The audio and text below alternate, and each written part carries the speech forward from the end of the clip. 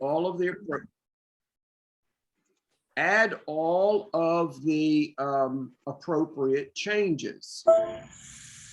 So on the right side of the screen there, you see that for Fourth United Methodist Church, the beginning membership was 128. Frank Johnson joined the church by profession of faith other than confirmation, and the number now is 129. Janet Jones became a member from a non-United Methodist church, and that makes the membership 130. Jane Smith passed away. George Jones came to us from another United Methodist church, 130. And then Joy Martinez, who is 25 years of age, was baptized sometime during her life, perhaps in your church or perhaps sometime earlier in her life, but she has never joined a church. So she has chosen to become a part of the congregation, but as a baptized member. Notice, please notice that the membership numbers didn't change. What I have discovered over the last several years is there is confusion over what a baptized member is. I'm going to cover that shortly, but it does not increase your church's membership. So if you need a simple way of keeping track of membership, this is a good way to do it. I'm going to close the door so I don't disturb my wife down the hall. So the beginning membership is set on your tables. If you need to fix the online beginning membership number, call me and I'll work with you. There's a process that we go through, but I can make the adjustment, but you and I have to be able to justify that adjustment. And again, we're dealing with numbers January through December. And please don't use your imagination. If you have questions, call me. I love doing this work, and I am available up until about 10 o'clock at night. So if you're sitting with your people at 6:30 or 7 o'clock and you're trying to work something out pertaining to tables 1, 2, or 3, I would prefer you to call me then. Let me answer the question then when everybody's gathered, rather than waiting till the next day. So let's take a look at your table 1 that you have in front of you. I want to talk about lines 9, which is the total professing members. And then I want to talk about lines 12 and 13. We have 3 confusing membership types in the United Methodist Church. They are professing member, baptized member, and constituent. A professing member is what we tend to refer to as a full member of XYZ United Methodist Church. And they come to us in a variety of ways and fashions, but we have professing members. A baptized member is technically not a member of your church. They come to your church, they participate in the activities of your church, but they are a member of the Church of Jesus Christ Universal. And it means that they were baptized at one time in their life, but they have never, ever joined a local church. So it could be a 6-week-old infant that you baptize, and they become a baptized member of your church. But it could also be a retired couple that moved to your community, become involved in your church, and one or the other, the husband or the wife, was baptized as a child, but never joined a church. That person would then become a baptized member of your congregation. So let's think about Mr. and Mrs. Smith. They have a baby. The baby is baptized. The baby is baptized. And that family, a year later, they get transferred, they move away. Someone keeping track of your membership needs to remember that baby Smith is on your baptized membership roll. And when that family moves, you simply remove that number. If you had 5 baptized members, now you have 4, because they moved on. And so if they're going to another United Methodist, if they're going to another church and a letter of transfer comes, then you could include the baby's name and all that pertinent information. The third category is constituent. If my wife and I were to come to your community and start attending your church, my wife could join, but I'm a member of the annual conference. I would be a constituent. Or anyone else who begins to visit your church, but they have not become a member of your church, they would be a constituent. On table 1, a person is only listed under one of these categories, either professing member, baptized member, or constituent. We don't mix it up. So that is something that has emerged over the last couple years. There's confusion. If you know that some of your membership, that some of the membership numbers include baptized members because a mistake was made, get hold of, contact me, and we can make those adjustments. We'll fix those numbers. All right. Any questions about professing, baptized, or constituents? Yes, George, I have a Yes, question. go ahead. I'm sorry, I'm still confused on the constituent. I mean, using you as an example was clear because you're part of the United Methodist Church.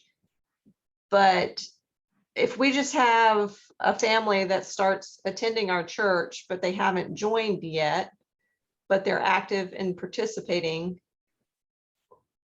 are you saying they're baptized members or? All right, they are baptized. They are baptized members if they have been baptized, but have never, ever joined a church anywhere. Okay. Okay? Okay. Yes. I mean, a baptized member, you could think of them as a constituent, which in a sense they are. But what, maybe 14, 15 years ago, the denomination decided we wanted to start counting people who had been baptized but never joined a church as on our rolls in a different way than constituent. I guess that's the logic behind it. So a constituent is someone who is involved in your church. You claim them. They come to worship, once a month. They're on your newsletter list. They are part of a Sunday school class. They come to the fellowship meals, but they simply haven't joined the church as of December the 31st in a given year.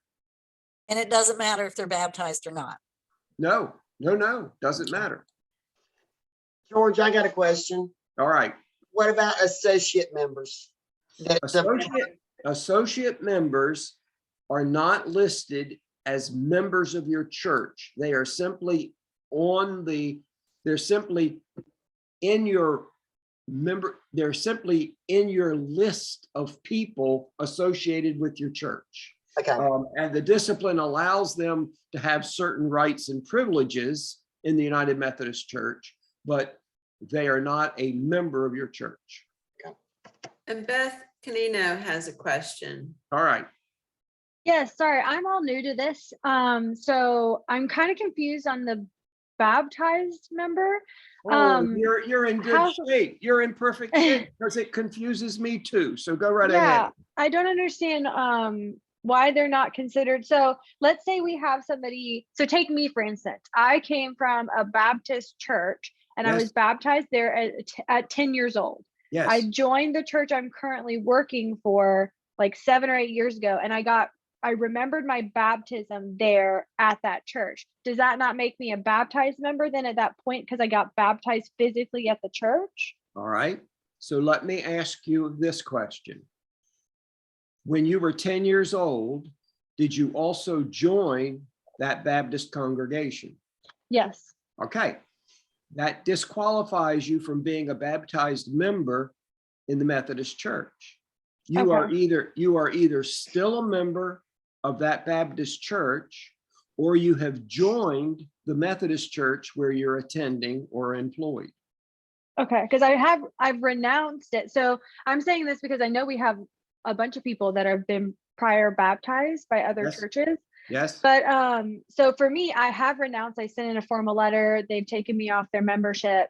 So I would just technically be what kind of member then would that make me? all right. Are you, so if I heard you, you were a member of the Baptist Church, you have withdrawn your name from that congregation, and currently you don't have a church membership. Is that correct? No, I'm a member at the church that You're a that I work member at the for. church. All right. Mhm. Then you are a professing member. Professing member. Okay. Now, if you had said to me, no, I'm not a member of a church any place, I would say then you're a constituent, because a baptized member is someone who has never joined a church. Okay. My mother's father would have fallen into that category, my grandfather Bramer. He was baptized, but never joined the Baptist church because he didn't like the idea that the congregation had to vote on him. So he never joined a church. So that's the distinction. You're either a member, you have either been a member of a church or you're a constituent. Okay. Or, okay, all right, good. That's a good question. But you only need to be baptized once, right? That is the Methodist position. There are some denominations that will encourage you to be baptized more than once, but no, you don't have to be rebaptized. Why? 5, 6, that's correct. All right, are we ready to move on? We can always come back to it if we need to. All right, now I want to say that on table 1, all the money that you report on table 1, we report the amount of money that the Methodist men, the Methodist women, and the MYF spends on projects. And then we also report the amount of money, the value of your buildings, and we report the amount of money in your checking accounts at the end of the year. You could tell us that you had $1 million in bank accounts, and that would not affect your apportionments in any way. So don't worry about when you're reporting money. When you're reporting, can you mute him? There we go. We don't worry about reporting money on table 1 because it's not going to affect your apportionments. I also would like for you to look at lines 30A and 30B, and if you printed out your report, I think that is on page 7, if I remember correctly. Yes, it is. Nope, it's on page 6. So look at that number. It is the number of United Methodist volunteer and mission teams that were sent from this church. Now, you may have sent mission teams, you may have had mission projects, your youth group may have gone on a mission team, but for 30A and 30B, if those work teams were not officially sanctioned United Methodist volunteer and mission work teams, then you have nothing to report. People get confused over that, and I field a lot of questions. Then I want you to look at lines 31, 2, 3, 4, and 41. And the two paragraphs that precede line 31. The following lines intend to gauge your church's mission involvement. For lines 31 through 41, refer to the hyperlink, 4 areas of focus. If you click on that 4 areas of focus hyperlink, it will take you to the denomination's website, and it will explain the 4 areas of focus that our denomination has developed. And if anything your church is doing doesn't fall within those categories, then lines 31 through 41 on table 1 do not apply for any of the activities that don't fall in the 4 areas of focus. That again has created a lot of confusion, and I field phone calls. Does this work? Does that work? What do I do about such and such? And so I hope that clarifies it. Questions about page 6? All right, everybody's silent. I guess you just muted everything. Good. All right, let's look at line 36. Line 36, I get phone calls. How do I determine the value of my building?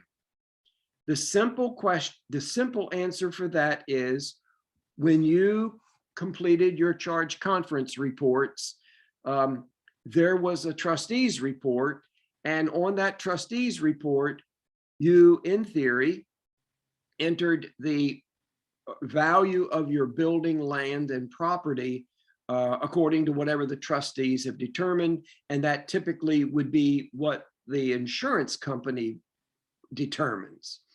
So in actuality, this is the only line on all 3 tables where it's permissible to enter the previous year's amount.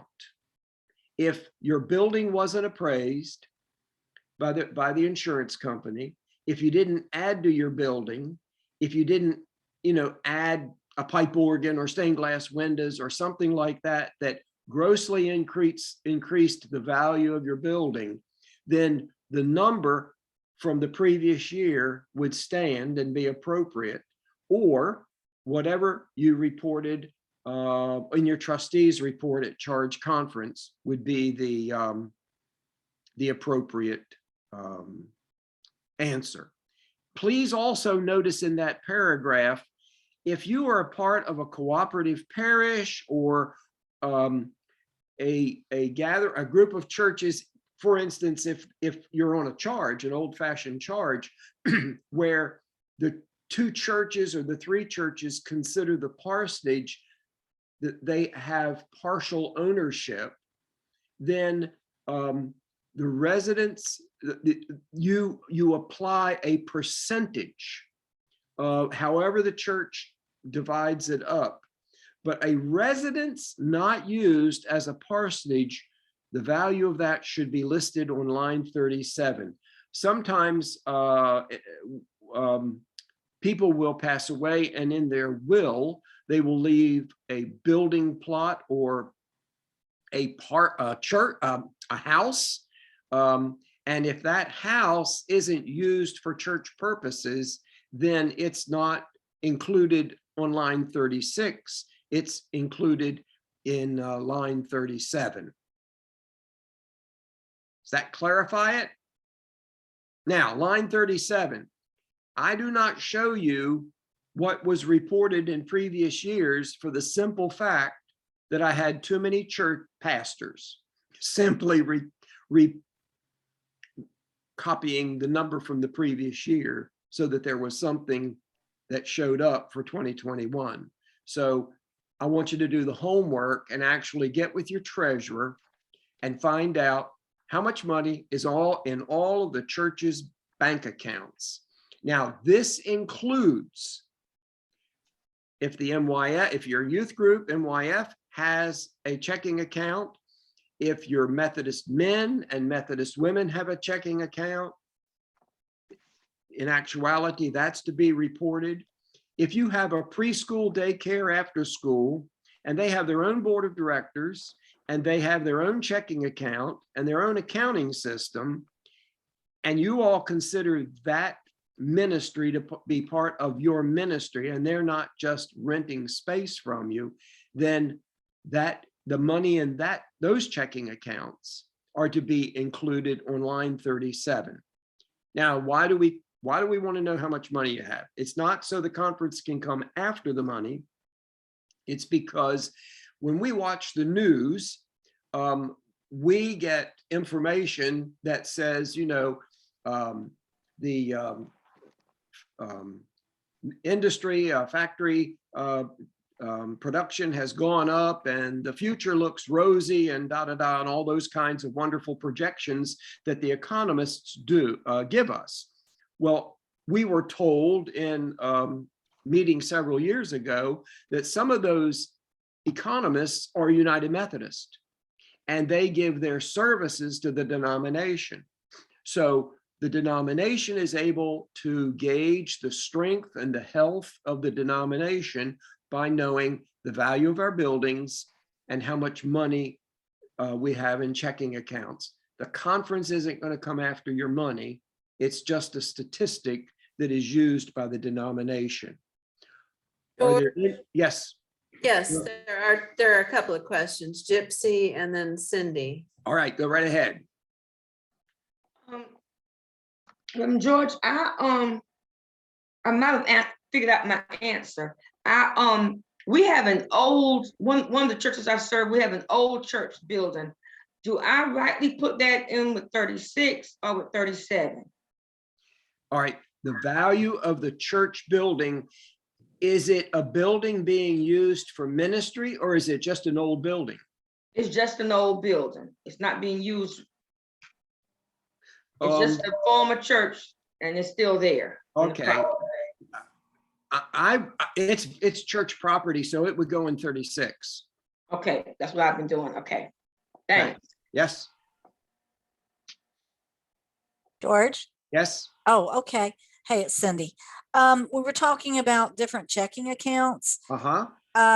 We actually have we have a ministry, Feeding Jesus, where they fix meals on Saturdays and take them to shut-ins. Right. And people donate to them, make contributions, and they have a checking account. And we also have the same sort of thing with a luncheon that we would do once a month for the elderly, and Okay. people donate to that. Do we count those two accounts in our overall monies? Yes, because it's your money. It's money your church has access to. Okay. Okay. Okay. Thank you. Yes. Anybody else have a question on table 1? I'm going to move to table 2, but if something crops up and you have a question about table 1, don't be shy. All right. Table 2 is the financial report for your church. It is how you spent your money. Table 2 and what you report impacts your apportionments. So our apportionments in our annual conference are only calculated using table 2. Other conferences have a mixture of membership or worship attendance or things like that. Our annual conference only uses table 2 and the spending of your church. So that's something for you always to remember. Table 2 impacts apportionments. Please don't copy or invent numbers. If you're up against the deadline, and I know we all just want to get through with these reports, but don't go and copy numbers from your budget, because you may not have spent all of your budgeted money, especially under COVID times. So actually sit down with your treasurer, your finance chair, your people, find out what was actually spent. Now, I realize some churches don't do any kind of formal year-end reporting. So you're just going to have to sit down with whoever writes the checks and ask them to help you with the report. I would suggest you sit down with the finance chair, your treasurer, your finance committee. I'm still finding church members, officials who I get in contact with that say they know nothing about these tables because pastor after pastor after pastor filled them out, but no one in the congregation knows that the tables exist. So it will be very helpful both to the church and to you as the pastor, or if you familiarize your people with the reports.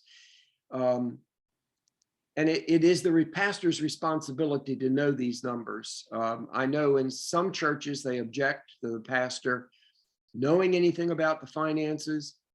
If you are brand new to this process, or if you are new to the church you are currently serving, and you've only been there 6 months now, and you can't get numbers from them, call me. You and I will work out something that will not hurt the church as far as apportionments are concerned, but satisfy the need to complete the reports. And whenever I do this with a pastor, I always let the superintendent know that I've done it. But my reason is, if the congregation is reluctant to give you the information, I don't want you to jeopardize your ministry for what I call my silly reports. It's just that simple. So call me, we can discuss it. And usually, well, we work something out. And then you're happy because your report's done and the congregation is happy, and we just move on our merry way. So that is helpful. All right, apportionments. Every line you complete on table 2 has an impact on your apportionments. My question to you is, are you going to be accurate? That's the question. So I want you to look at lines 50 and 51 and I'm going to highlight the ones that typically I get questions on. Line 50 and 51 are both local benevolence monies that you're reporting.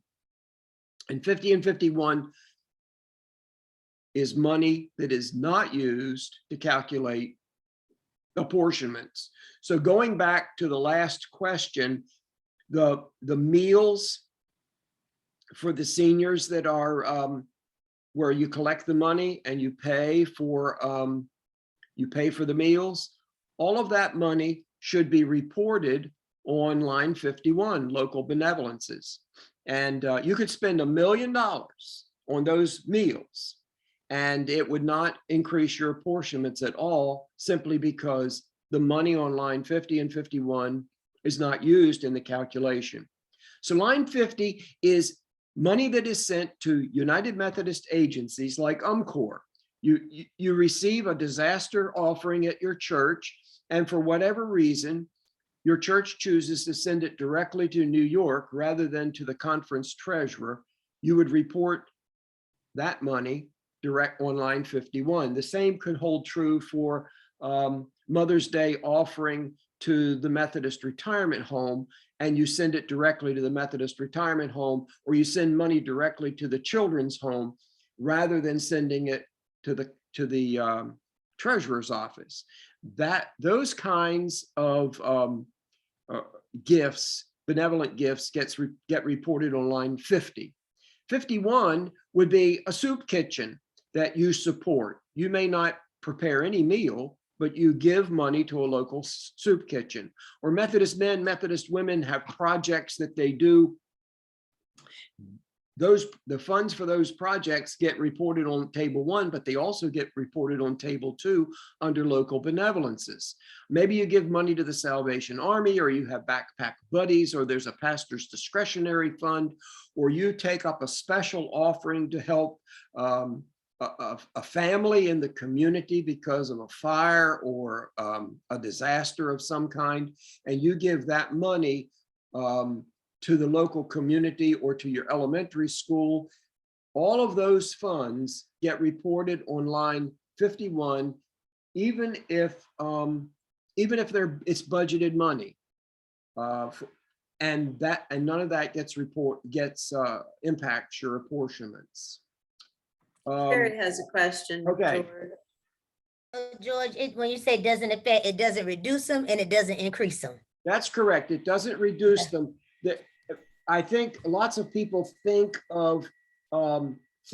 income tax, that it's a deductible and it's going to lower my apportionments. The only way it lowers your apportionments is you've reported it on the correct line and it didn't increase your apportionments. Okay.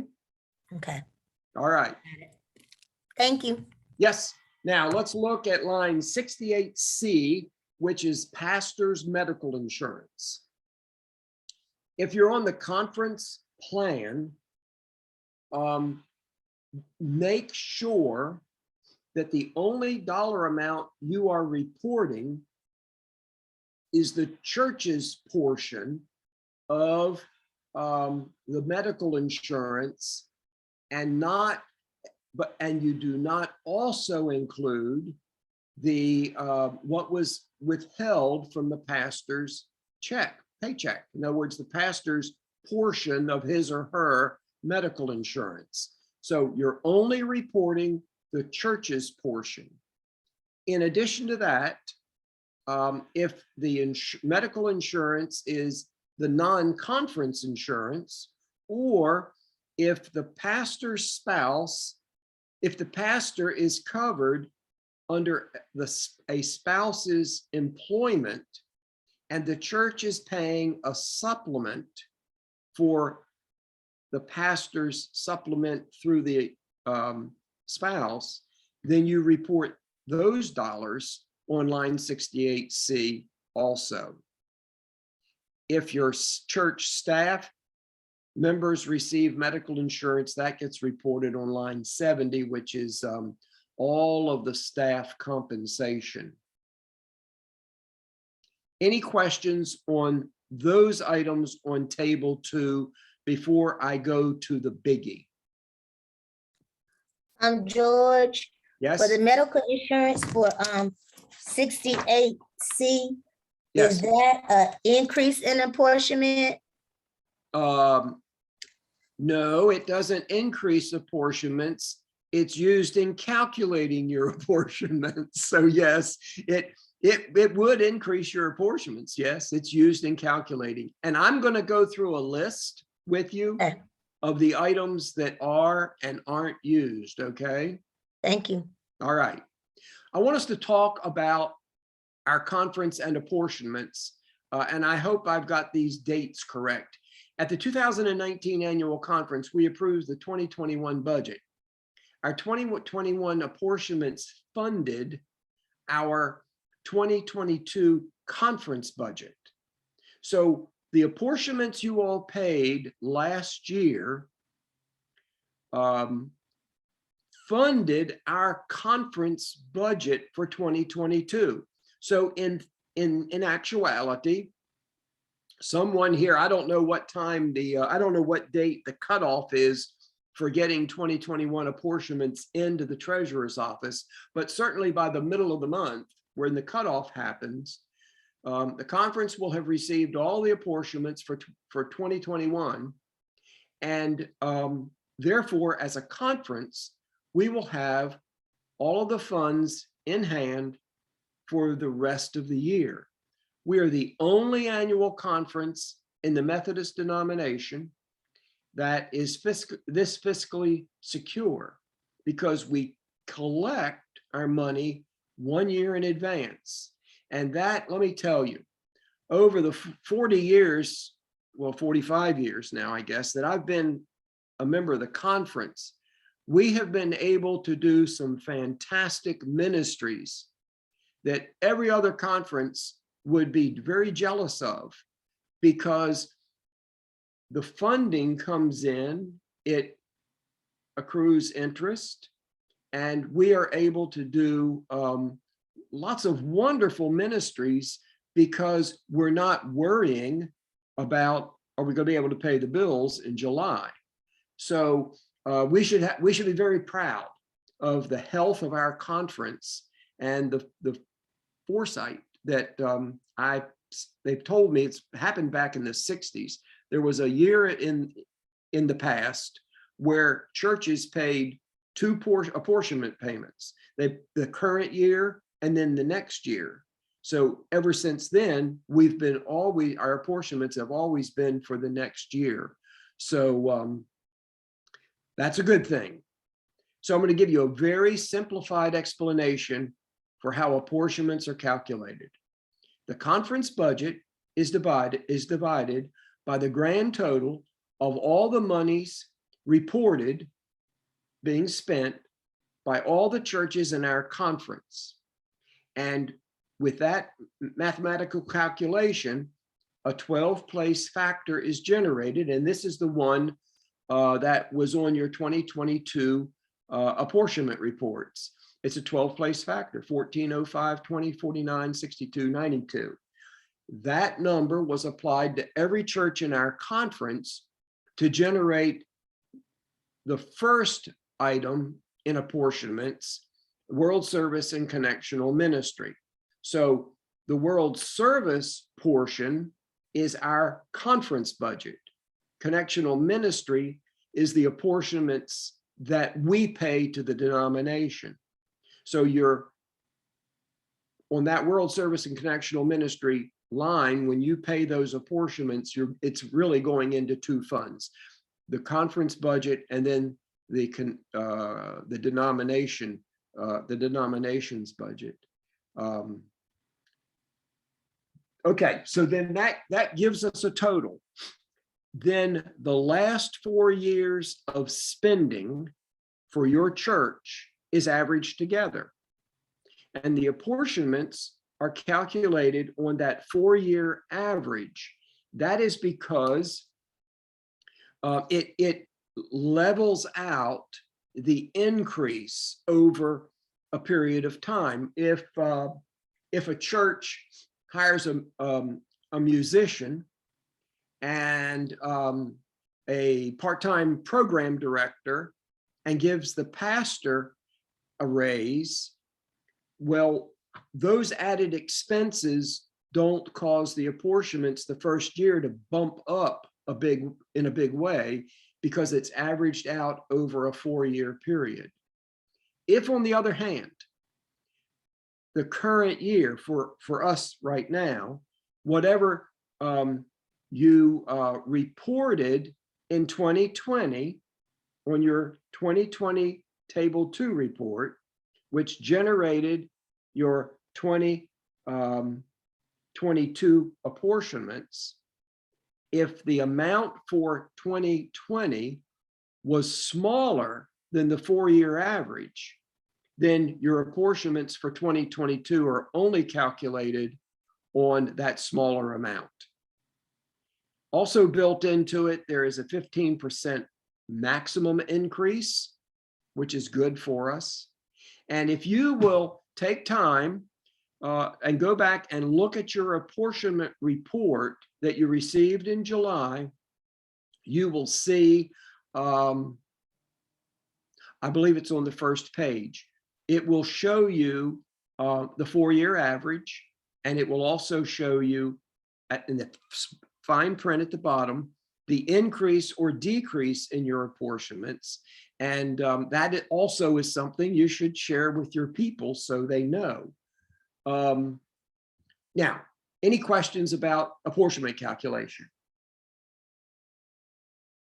All right. Housing allowance. Now, I don't know with the group that's present in this meeting right now, how many of you may have a housing allowance, I'm going to go through this. If you have questions, why don't you call me over the next several days and we can talk about your specific situation, because there's some variations to what I'm going to say. But basically it's this. Conference policy says that if you receive less than minimum compensation, and for 2021, it was $46,627. So if your base compensation listed on line 64 is less than that, then your housing allowance that your church gives you does not qualify to be put on line 71, I believe it is. No, 70 something, 70A, I believe it is. It has to be included on line 64. You must report it on line 64. There are exceptions to that, and that the exceptions would be what I want to speak to you about. But there are pastors whose compensation is in the area of $25,000 a year with a $12,000 housing allowance, which would only, bring it up to, not even $40,000. Therefore, all of that amount would be listed on line 64. And we can discuss why, and we can discuss the logic behind it. And I'm happy to discuss that with you. But is there a question? All right. Now, let's look at table 3. So we've done table 1, which is a record of membership and activities in your church. Table 2 is the amount of money that your church spent. Table 3 is the amount of money that your church received. So it's divided up into 3 sections. Section 1 is budget income. Section 2 is capital campaigns and special projects. And section 3 is equitable compensation, advanced specials, money that you receive, which the majority of our churches do not receive equitable comp, nor do they receive money from the denomination or the annual conference through advanced specials. And then there's the other, and that is mostly now the PPP and all the COVID related grants. So you will report those items if during 2021 you received additional funds for COVID. Budget income, line 1, I always get calls on line 1. How do I determine the number of households contributing to my church? For me, there's a simple answer to that. Here in January, your church financial secretary will be sending out some sort of a report to the members of your church for tax purposes, reporting to them how much they gave to the church. So how many record of giving statements did your church send out? Or the financial secretary can tell you, we've got 35 families that support the church. In my case, my wife and I both tithe money from our income. So at Swansboro Methodist Church, I guess we're counted twice, but that's the way it is. So that's a simple way of coming up with the answer for line 1. Line 1A, it only applies if your church conducted a formal pledge campaign to support the budget for the year of 2021.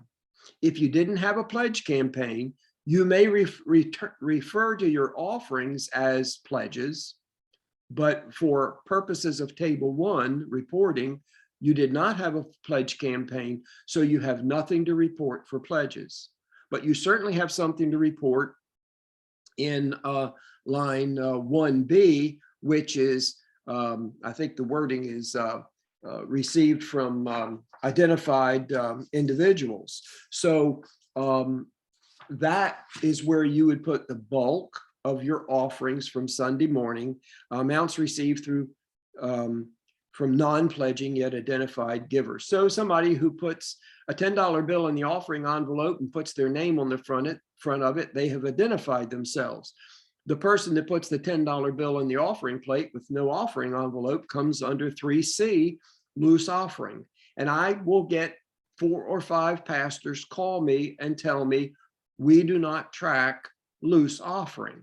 And my answer to them is, please start doing it, because we need to know the number for loose offerings. So that's the answer there. Everything else on that page section should be somewhat self-explanatory. If you come up with, what am I going to do with this money that was given for the budget? Well, 1G is a good source because it ends amount received through fundraisers and other sources. So it could be another source. Questions about budget income? All right, section 2. Yes, George, yes, yes. there is a question about calculating volunteer hours. Is there a place to calculate those? Okay. Calculating volunteer hours is not money in the church checking account, is it? Right. So we're only talking about money that is contributed to the church. Right. So it's cash that we're talking about here. Okay. Okay. And I will say with that, I would, if you are trying to give people credit for in-kind giving, and they want that to show up on their financial statement, I think you as the pastor or financial secretary need to contact Christine Dodson at the Methodist Building and get clarification on the IRS rulings for that. Okay. Okay, because there again, there's no money involved. Right. Okay. Mm-hmm. Okay. Thank you. Yep. All right. Capital camp. Yep. Anybody? Yeah, quick question. Sure. This is Cindy. Okay, we get money pretty often that's designated, like to our music ministry. Do we have a special category for designated offerings that come in? All right. So somebody gives to the music ministry. So the question that I would ask, is that money spent through your budgeted amount? In other words, is it considered budget money? Or under section 2, that we have got capital campaigns, we have memorial endowment bequests, and we have other sources. So let's say that people give to the music program, but it may not be spent yet. It may be that in 3 years, they're going to have a big cantata and people are giving to that. So that could be a fundraiser. Okay. Okay. I think my simple answer to you would be, if they're giving money to the music ministry, it's going to be spent as budgeted money, and you simply report it on either 1B or 1C. Yeah, 1B for 1A or 1B, whether it was pledged money or whether it was non-pledged yet you identify the giver. That's Okay. where I would report that. Okay, thank you. Okay. And Eddie, can you ask your question about missional giving? Hello, George. Hey, Eddie. How are you? I'm good. So every year we get people trying to do a formula to calculate hours given towards various mission activities and trying to equate a dollar value that they can list And I had never done that before I came to St. Luke, so this was new to me. Eddie, I think when it comes to that, you need to definitely call Christine, because I hesitate, I always hesitate to give any tax related advice. Yeah, but I'm not talking about as far as what we recognize as their givings. They have been applying those numbers to our, trying to apply them to our apportionment figures, i.e. like where it talks about the missional giving figures. They were doing this equation to try to put a dollar figure on hours donated, volunteered. And then, okay, so they come up with 1,000 volunteer hours. How are they utilizing that 1,000-hour dollar figure? It's my understanding they're equating that to like how much money was given towards missional activities on whatever that table 2 line item. Is that line 50? Probably. Let me. Well, then if that's the case, don't burst their bubble, because if they put $50,000 down on line 50, it's not going to change apportionments. It's not going to affect apportionments. But I would also add that it's not money spent. Right. Because we're only reporting money spent on table 2. Gotcha.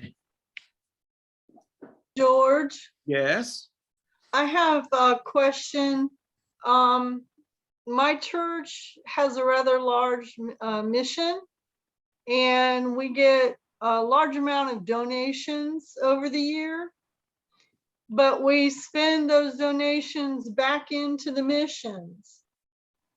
How would we count that? Okay. Give me an idea of what the mission is. At first it was for the homeless. All right, let's stop right there. Okay. So your church is supporting homeless population or homeless ministry. And, you know, $25 comes in and $25 goes out, correct? Mm-hmm. All right, that's line 51. That's a local benevolence. Okay. Now, they get tax credit because it's a contribution to the church, and the church chose to spend that for a local mission. So that's where you report it. Consequently, that $25 being spent does not increase your apportionments, because line 51 is not used to calculate apportionments. Okay. Okay. So the same thing apply. We do backpack buddies now. Yes, yes. All of Okay. that. Yes. Okay. Thank you. Okay. We have 2 more questions. Okay. I'm good. Yeah, this is Ann Krieger from Crossroads, and 2 of our, we had 2 churches. We've merged this year into one. We sold property. I am assuming that when I do these tables, I am doing it as how we are at the end of this year, since it's been, so I can do all that work, whatever. My concern is the old data from the church that's that campus that's no longer, like with the numbers of people and all that kind of stuff, that has to somehow be transferred over or calculated in. Is that? All right. I'll answer that in 2 ways. First of all, perhaps call me tomorrow. Absolutely. Call me Absolutely. at your convenience. But for the benefit of everybody else, it's Crossroads, and what was the other church being called? Crossroads North. Okay, Crossroads North. So what will happen is you and I will need to complete a Crossroads North table 1, 2, and 3 Mhm. up to the point of when the merger took place. I assume it was a merger. I don't know. Did the Yeah, church it close? was, we just became one. Well, okay. So that's how that happens. So you will report, Mhm. call me and remind me of this, because what I need to do, I need to know specifics on whether it was a merger or whether the church simply closed. What we don't want to do, I'm going to need to speak with Douglas Ward and Christine and to clarify that. So, but yes, we will have to do tables. Okay. Certainly, you. I will need to clean up the membership numbers for Crossroads North. So, Right. okay, Mhm. Thank you. okay. Okay, Gypsy? Yes. I write several grants, and some of couple of them are just general community grants. And so we use them for different things to support missions in the community. How do I report? Do I report that? Because that money doesn't come out of our givings. Well, it comes out of certainly that does. grant. Now let's think about that. It certainly does. It does. Okay. Because if I came and visited your church and put $100 check in the plate, that would be the same as you receiving money from a grant. Okay. And you're going to spend my money and you're going to spend the grant's money. It doesn't matter where the money comes from. Churches say, well, we've got a special trustees fund that's not part of our budget, so I don't have to report that money. And my answer is, yeah, you got to report the money. It's your money. Okay. But here is the good news about spending that money. How are you spending it? Well, during COVID time, a lot of it goes to support our C4C, our church and congregations, schools. Yes. Some of it goes to help out needy families, different ways. On table 2, where do you report money spent for needy families in C4C? I gotta go back and look. That's why I'm asking you. It's line 51. It's line 51. Line 51. Okay. That's a local benevolence. So just local benevolence. Okay, Yes, that's ma'am. what. Okay, I got Yes. it. So You're let doing the same thing right way. me tell you all something that I find it interesting. So we look at the online data collection system, and you can look at your name and address and phone number in your section, and you can look at your charge conference records, and you can look at your tables, but the cabinet can also look at profiles for your church and what that church is doing in the community. So if you are receiving, and I'll just pick a number, $25,000 in grants, and you're spending that under local benevolences, if you don't report it, the superintendent and the cabinet and the bishop may not know the good works that you're doing. But if you report it, it's going to show up. And that says something about the strength of your ministry, and it says something about the strength of your congregation. So anytime you can brag on any reports is a good thing for your church. And it should be something we all celebrate. Amen. Amen. And Thank you. Okay. Bobby Herring has a question. All right, Bobby. This is where I always get confused each year.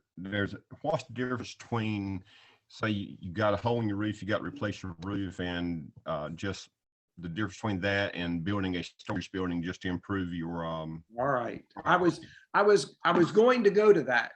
So so we again are the only annual conference that allows this.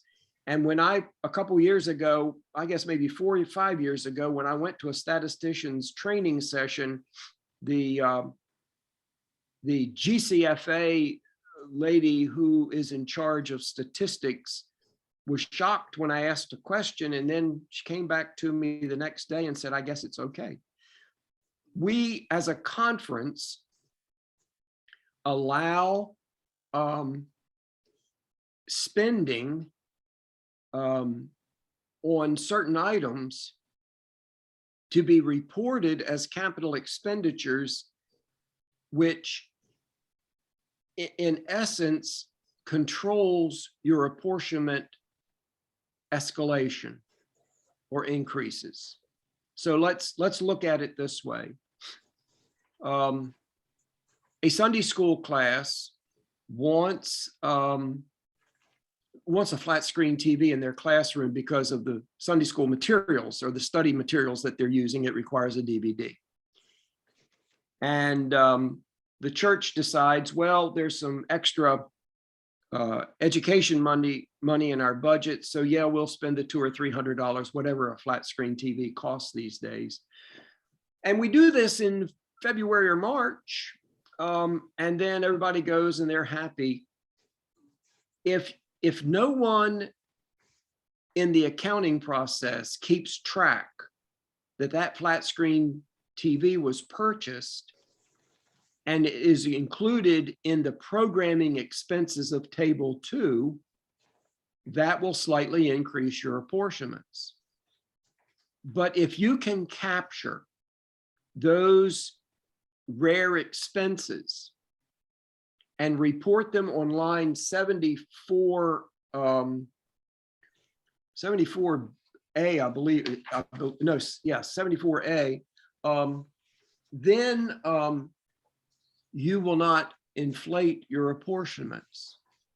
So the trustees decide that we've got a leak in the roof, and they discover that, well, it's right up there by the chimney, and it needed some flashing, which is a little piece of metal that deflects the water away from the brick. And we replaced 4 or 5 or 6 shingles, and that fixed the leak. That would be legitimate maintenance. But if the trustees decided to replace the roof or a major portion of the roof, that would be a capital expenditure.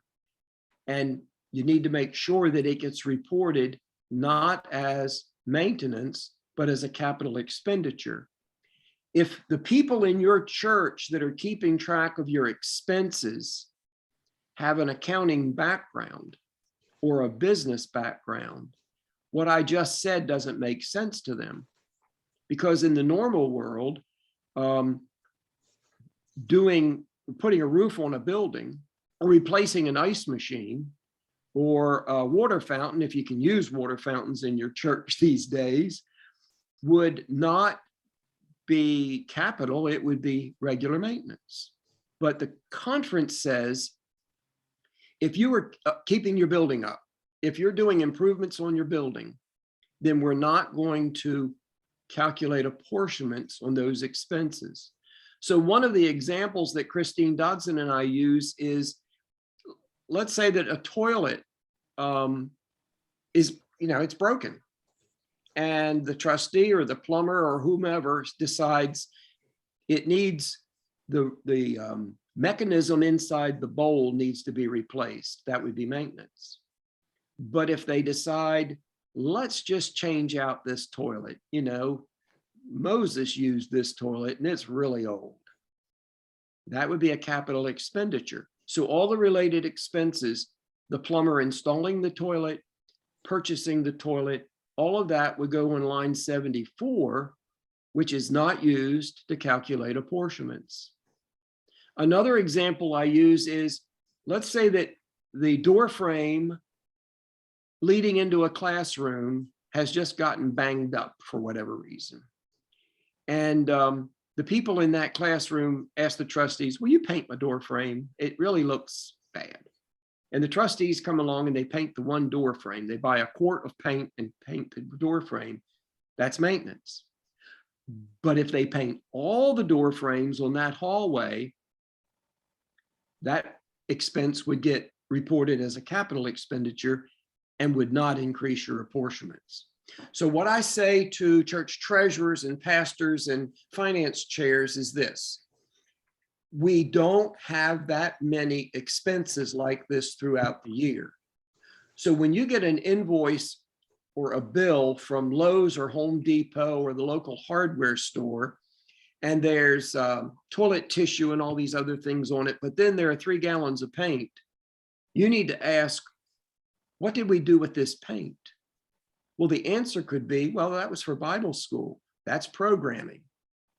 But if the answer is, well, you remember we painted that room down the end of the hall that looks so bad, that's a capital expenditure. If you can photocopy that invoice and put it in a file, it doesn't mess up the other filing system for how you file your invoices and do your record keeping. At the end of the year, you have effectively captured those random items that need to be reported as capital expenditure, even if it came from the education fund, or if it came from the trustees fund, or if it came from another strange fund where you had some money. That helps you control your apportionments. Does that make sense to you? Yes, sir, it does. Thank you. All I right. still make you though. All right. I want to backtrack a little bit back to Eddie Hill's question. This really wasn't what he was asking, I don't think, but there is another thing that you can do to help your church with apportionments.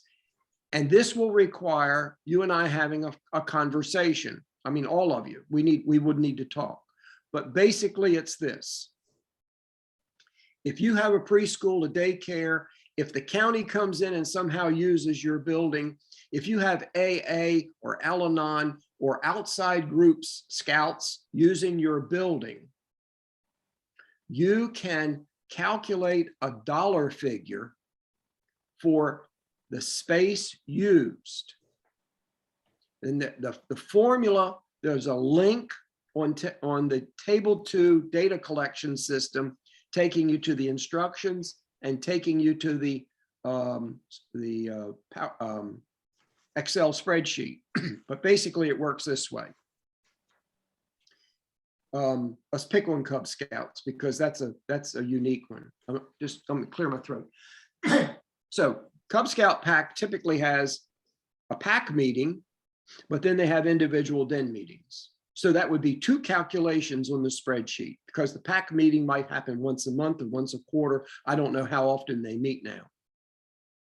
But you take the total square footage of your entire building, everything, and then the square footage of the space that's used.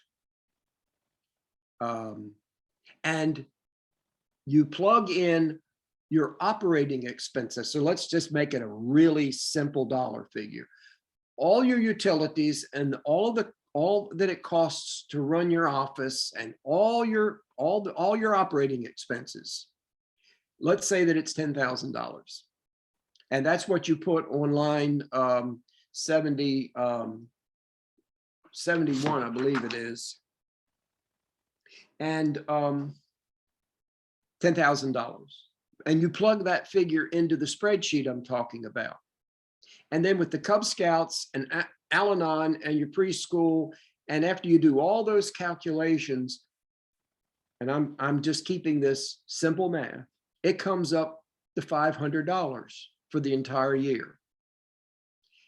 Once you've completed your Table 2, you now have $500 of not in-kind use, but benevolent usage of your building. The $10,000 that you reported for operating expenses now becomes $9,500. And the other 500 goes up on line 51, which is local benevolences. Now what you've done is you've reduced the amount of money that the conference will use in calculating your apportionments. You've reported all $10,000. It's just that 500 was local benevolence and 9,500 was operating expenses. You have to use the conference formula. I can walk you through it. I can email it to you. If your preschool or daycare or the AA group gives you any money, then you've got to subtract the money from the amount of the calculation. I will tell you, you've got to have a lot of groups using a lot of hours to come up with $500, $600, $700, $800 or more, but it's still worth going through the process to see how much it might save you. So Eddie, I don't know whether that is something they were trying to accomplish. I just don't know. And it would be worthwhile for you and I to talk about it. All right. Any other questions, comments? Cindy has a question. Okay. Hey, the things that you were just talking about, like scouts and stuff like that, it brought to mind about with COVID this past year, how everything in our church has been shut down. How do we count something like that? Like scouts, has a permanent residence in our church, but no one's been meeting. Do we still count it? There's nothing to count because they weren't using the space. Right. So that's the simple answer. If the space wasn't used, then the benefit for you is that your utilities probably didn't increase. I'll tell you how we're, like I said earlier, we're the only annual conference that does this.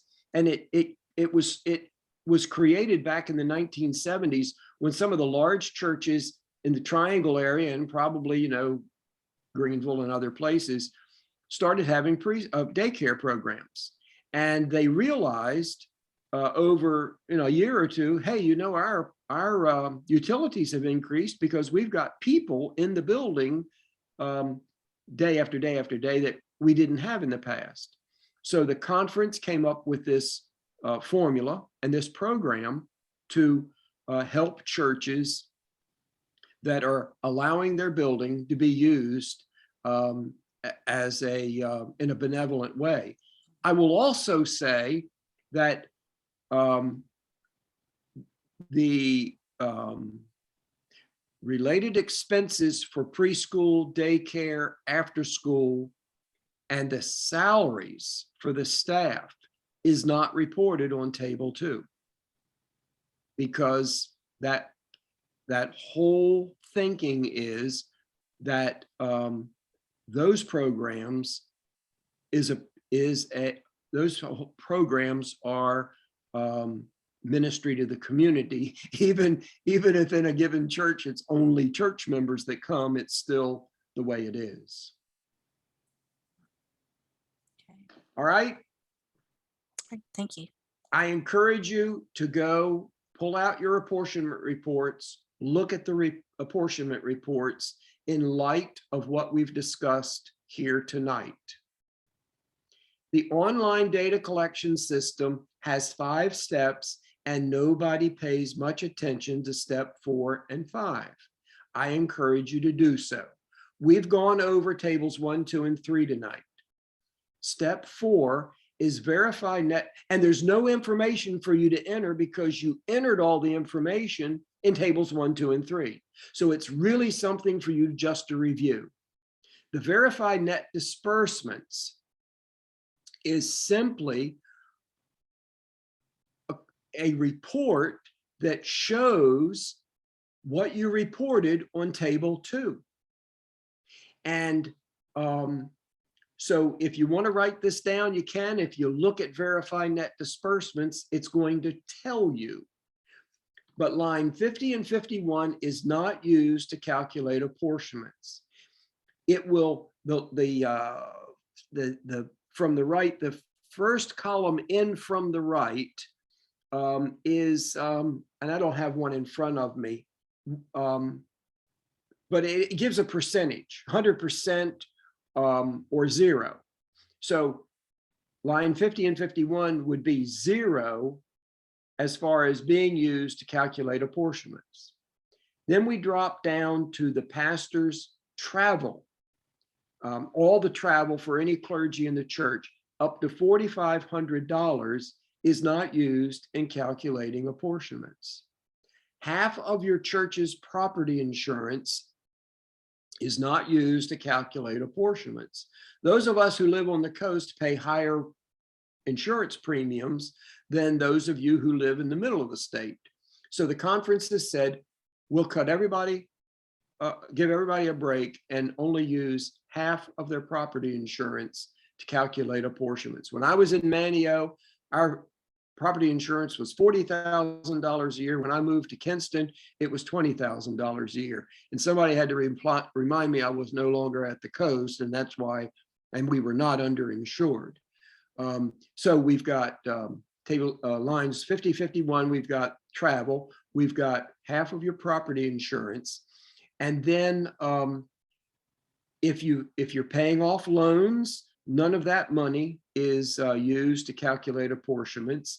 And then a housing allowance is not used to calculate apportionments. I don't think I left anything out. Everything else is used to calculate apportionments. So take a look at the Verify Net disbursements, because what you're going to see at the bottom of the page, after you've entered your 2021 numbers, you're going to see that 4-year average that I talked about that's used to when calculating your apportionments. Especially if you're new to your church, if you see wild swings in the reported spending, you and I need to talk. If in, let's see, 2021, if in 2019, in 2018, your church reported spending $40,000 a year, and then the next year in 2019, it dropped down to $25,000. And then in 2020, it popped back up to $35,000. We need to talk, because somebody, we won't point fingers, but somebody made mistakes in filling out the statistical tables. And if you and your people will take time to audit previous year's tables, then the treasurer's office in all likelihood will make the changes and adjust your 2022 apportionments, the apportionments that you're paying here in 2022, if we determine that mistakes were made. So it would be to your advantage. And I will walk you through that process. I will help you with that process. So take time to just look over Verify Net disbursements and your apportionment report, because the same thing is there. And then the last stage is finalized statistics.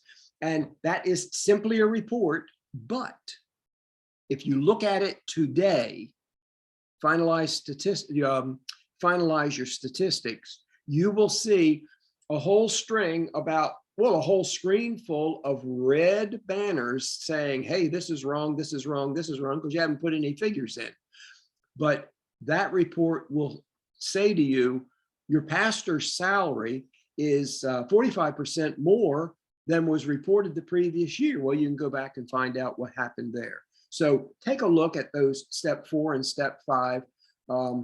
In March, after all the tables have been completed, I will compare church by church by church the data from 2021 and 2020 to spot discrepancies. And you don't want to get a phone call. I'll be polite and kind, but you don't want to get a phone call or an email from me saying, hey, we got to go back and figure out where the mistake was made. So you catch the mistake before I catch the mistake. In conclusion, familiarize yourself with this information. Train yourself and your church people. Sit down with them and let them know what you're doing. If they say to you, we have no idea what you're talking about, be kind. Don't accuse your predecessors, but simply say, well, this is something new and I need your help, and include me in the conversation if you like. Set aside time to accomplish this work. Start preparing for collecting data last fall. I changed that this year. You should have started last fall, but this coming fall, start preparing for next January, and you'll be ahead of the game. Make January the 31st, 2022 as your deadline. And there I am. Call me. Don't let untrained people fill out your reports, because that's where apportionments get fouled up. And I am here to help. And I truly, thoroughly enjoy doing this work. Any questions? George. Yes. Hello, Doug Locklear. Okay.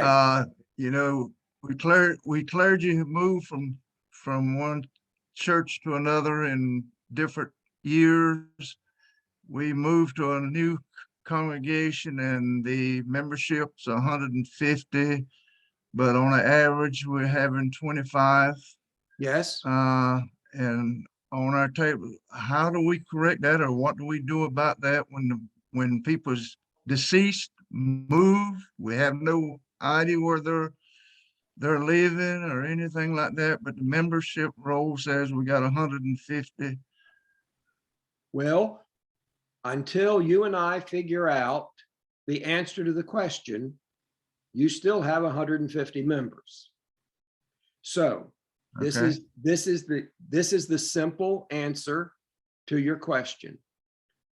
You and your people sit down and you look at the church's records. Now, I'm finding more and more churches don't have records.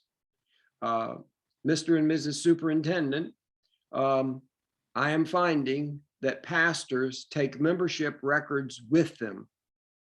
And therefore, the incoming pastor and the congregation has no idea where the records are. So what I would say in your case is, for 2021, we will leave the numbers as they are, in your case, 150. But over the coming year, do a membership audit. If people Okay. remember that Mrs. So-and-so or Mr. So-and-so died a couple years ago, was that death ever recorded? You can go back and look at your tables and see whether any deaths were reported. If no deaths were reported, then for 2021 in reporting, even if the death happened 3 years ago or 4 years ago, report those deaths. That will reduce that number of 150. If somebody says, well, my niece, I know that she's joined a church in the next county over, well, have someone in the church call the niece up and say, have you joined the church? Yes, I've joined the church. Then you can transfer them to another Methodist church or another denomination, even if it happened 5 years ago. So if you get your people to sit down and go over the membership records and do that, then we can make the adjustments. Now, if the congregation's been in existence for 20 or 30 years, we know that some of those numbers may no longer have a warm body associated with them. And once you and I agree that you've done all the work that you can do, then I can adjust your beginning membership so that it reflects what your number actually is. But we have to make a distinction between average worship and actual members. When I was at Trinity in Jacksonville, a law firm from Washington, D.C. contacted us and told us that a lady had died who had spent the majority of her adult life there in DC working, and we were going to get in the neighborhood of $25,000 from her estate. Well, she wasn't in our membership records because whoever took the paper records and put them in the computer didn't recognize that name, so she wasn't on our records. Consequently, all those years in DC, she had not been receiving any correspondence from the church. So that's why having records and keeping records is crucial. Are there other questions? I see on this little clock here, I've gone 100. I've gone an hour and 38 minutes. I'm happy. I want to keep you all happy. Beth Thank has a you. question. Okay. So I have just one quick question because I'm the person that's handling like all of the memberships, obviously, and things like that, and getting those to our pastor to put in. So my question is this: do we consider children of people that Excuse have? me. Hang on. No, There so we you're go. fine. All right. Do we I'm good. consider children of people that have become members as members of the church? Are they like counted as an individual member then? All right. The only way that a child of your church is considered a member is one of two ways. When they moved to your community and came to your church, had they been a member of the former church? So did they transfer in as a member, or they went through confirmation or sat down with the pastor and they did something in it like confirmation, and they came before the congregation and joined the church. That's how children of a family would be considered members. If they've been baptized but haven't joined the church, they're a baptized member. If they haven't been baptized, they're a constituent. Good? Yes, thank you so much. All right.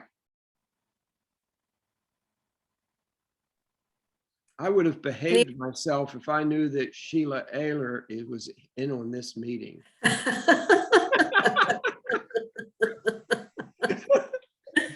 George, you always behave yourself. All right.